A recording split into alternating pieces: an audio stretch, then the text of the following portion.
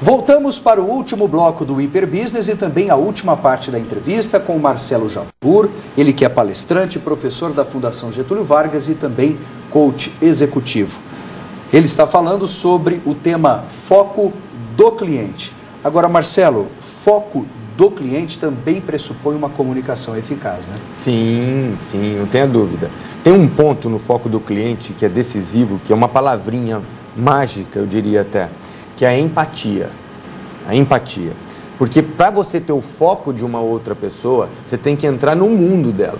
Não basta simplesmente você, a ideia de, se eu fosse você, eu costumo dizer que é uma conversa fiada, porque eu não sou e não serei jamais. A empatia, ela trata da pessoa verdadeiramente se colocar no lugar da outra, com o histórico da outra, entendendo os valores da outra pessoa, para realmente poder verificar de que maneira aquele indivíduo olha para o seu negócio, para o seu produto, para a sua prestação de serviço, com as particularidades dele, e aí você consegue ser muito eficiente, né, na abordagem. E aí começa a entrar a história da comunicação.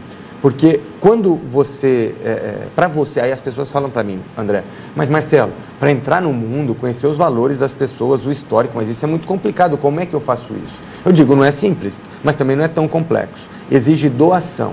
Porque aí você tem que ouvir a pessoa verdadeiramente. Você tem que estar aqui, ela falando das questões dela, ela falando de como ela vê o mundo e você ouvindo verdadeiramente. E aí entram alguns detalhezinhos importantes nessa questão da doação. Sim. Vejo eu. Sim. Né? E você me corrija se eu estiver errado. Sim.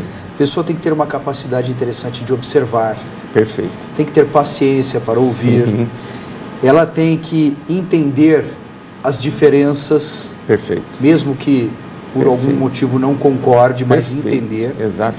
E ter uma bagagem interessante para poder compreender aquilo que esteja sendo dito. Sim, né? sim. Tudo isso facilita com que a pessoa se coloque no lugar da outra. Eu diria que é decisivo. Eliminando algumas barreiras aí de entendimento. Sim, é decisivo, mas tudo o que você está falando é essa capacidade de você realmente se doar para o outro. Né? Nós estamos falando de uma relação comercial, mas esse primeiro momento, para você estabelecer empatia, você tem que se doar. As pessoas estão falando e você entra no mundo dela. Você deixa de pensar nas suas coisas, nos seus problemas ou nos seus... Você tira um pouco da sua lente e troca, passa um pouquinho para a lente da pessoa. Exatamente. E para isso você tem que ouvir. Qual que é o... Se tivesse que dar uma receitinha básica, não gosto de receita, mas seria ouvir. Ouvir. Verdadeiramente está pronto para ouvir o outro. Porque quando você ouve verdadeiramente, você desenvolve um repertório sobre aquele seu cliente que nenhum outro concorrente tem. Porque, de forma geral, as pessoas não usam a ferramenta do ouvir com o coração, que eu digo. Porque você pode ouvir com o ouvido, com a cabeça, e isso faz parte do processo. Mas ouvir com o coração é se entregar. E o que acontece do ponto de vista comercial? A pessoa fica muito feliz, porque entende que está sendo muito respeitada, passa informações riquíssimas para o comerciante, para o empreendedor, e ele, com essas informações, pode agir de uma maneira muitíssimo mais eficiente do que o concorrente, que de repente pode não ter essa capacidade de entrega, de ouvir verdadeiramente para ter essas informações todas, entende? Então aí se estabelece, mesmo porque quando eu entendo a maneira como a cabeça da pessoa funciona, a minha comunicação com ela vai no mesmo sentido. Eu vejo que tem muitas pitadas no seu trabalho, na linha de raciocínio que você desenvolve na sua consultoria, enfim, né, nas suas palavras, da inteligência emocional. Né? Aí me lembra do Daniel Goleman, me lembra do livro dele, um livro best-seller, né? A questão do equilíbrio emocional ser fundamental para a obtenção da felicidade, né? Para o exercício da felicidade. E isso me leva a fazer uma reflexão sobre tudo que a gente está conversando aqui, inclusive sobre o tema foco do cliente. São aspectos que valem não só para o trabalho, mas valem para a vida, né, Marcelo? Não tenha dúvida. Você transfere tudo isso que nós estamos discutindo aqui para as relações sociais, na família, porque quando nós começamos a falar sobre comportamento, relacionamento com o cliente, nós vamos observar que esses problemas são muito comuns dentro de casa. Então é carregar esses princípios para todos os relacionamentos interpessoais, porque nós gostamos profundamente de ser respeitados, né, André?